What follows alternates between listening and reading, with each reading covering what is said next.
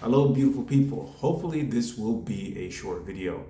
But I got rejected from the Undiagnosed Diseases Network. So first off, what is the Undiagnosed Diseases Network? Basically, this is an organization that's funded by the National Institutes of Health that pretty much is trying to uncover any type of undiagnosed diseases.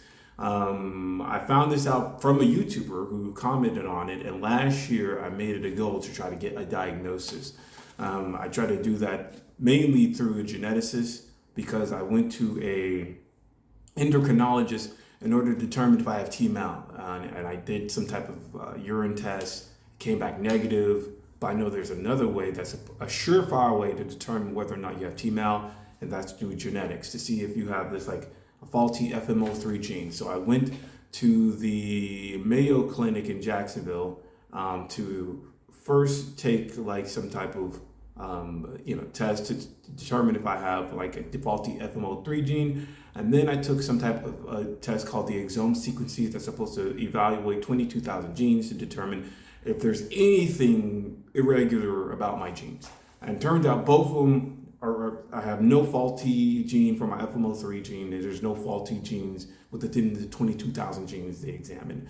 So I had this doctor, the geneticist, his name was like Karthik Muthuswamy.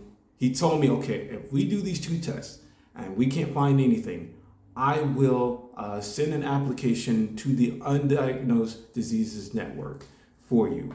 So if I can get into this, maybe within the specialists they have, they can look into, or I can talk to someone who might be highly knowledgeable about what could be the problem, why I smell bad to people, but I cannot smell it myself.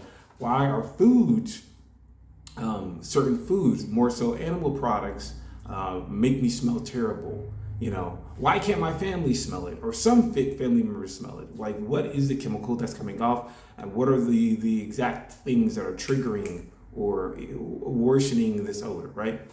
So what Muthuswamy, the geneticist, told me was like, okay, the thing about the Undiagnosed Diseases Network is there's a lot of applications that go into that organization, and many times it takes years for them to come back to you.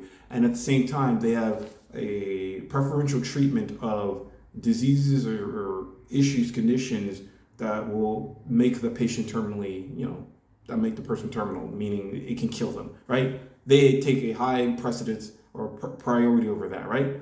So I already assumed I wouldn't get, listen to or hear anything back in a couple of years. So I was bracing for that. But technically, I got the note on January 22nd, 2024. And I'll read a little bit about it. It says, Dear Karthik Muthuswamy, which is the geneticist, right? Your patient, Jermaine Forbes, date of birth 2/5/1990, applied to participate in the Undiagnosed Diseases Network research study. After a stringent review process, your patient was not accepted for participation in this study.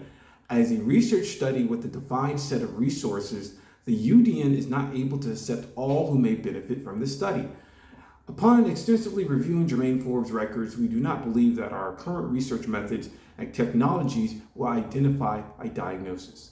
Please note that decisions made by one site in the UDN are binding for the entire network.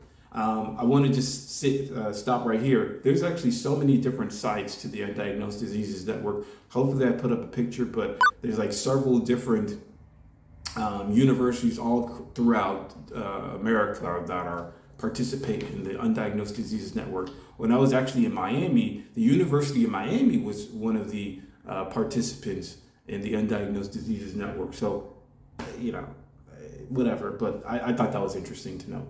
Anyways, let me continue reading. Please note that decisions made by one site in the UDN are binding for the entire network. There's no process to request for another site to review an application after it is not accepted.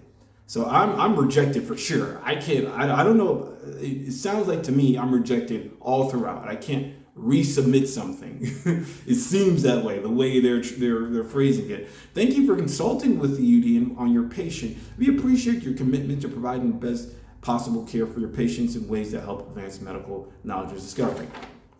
So there you have it. That was something to my biggest goal. I felt like that was like surefire way I'm probably going to get a diagnosis is by consulting or being I don't know, getting a part of this organization that really gets some type of specialist to see what's wrong with you. But within many of the test results, which I think is a reason, many of the test results seemed normal, right? Like I went to so many different primary care physicians, so many different gastrointestinal guys. I went to an endocrinologist. I went to two geneticists, and I did assortment of tests. And there's never been any test that showed some abnormal high levels of X or Y, you know what I'm saying, or something negative.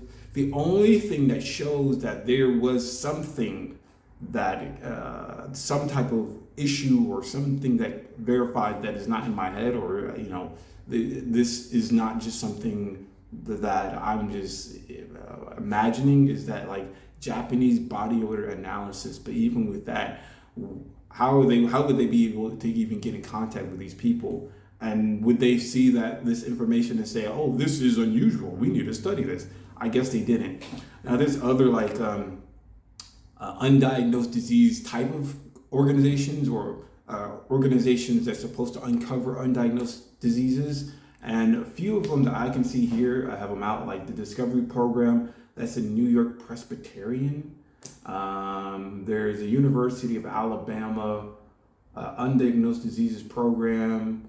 And then there's like Cedars-Sinai Medical Center for Undiagnosed Patient Adult Center Program. Maybe I can go into that. But I honestly think that I will also get rejected in those as well, because if I don't have like some type of test that seems so peculiar, whatever the results are so peculiar where they take some type of interest in it, I think I'm going to get rejected by all of them. So I didn't want to make it 7 minutes, but yeah, I just wanted to tell you I got rejected. If anybody has some test results that you think maybe programs would take a lot of interest in, maybe you should go and sign up for the Undiagnosed Disease Program, because I tried and I don't think I can resubmit anymore.